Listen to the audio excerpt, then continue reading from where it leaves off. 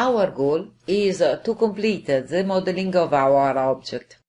We have to insert a set of features for the realization of those parts that serve the coupling of this item. We will do it with the smart objects. In ThinkDesign, we can store the whole set of features and their specific sequence inside an object. We can insert it in any object when we have the need to replicate the same features in the same sequence. We created a rectangular profile. We will use it as a reference for the smart object positioning. From the menu bar, we select the Insert command. Then, from a folder, we select the reference file of the smart object we need.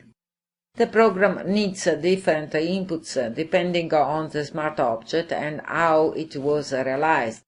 We select the face and the point for the positioning. If we want, we can manage also the rotation around the zeta axis. In order to complete the command, we select the finish face of the object. We have inserted several features. With the smart object, we can insert them quickly, instead of insert them one by one. It is useful for all the repetitive sequence of features. Let's insert another occurrence of this object. We select the face and select the positioning point on the end point of the rectangular profile. In this case, we specify the value of the rotation around zeta by setting the value for angle. Last, we select the face of arrival.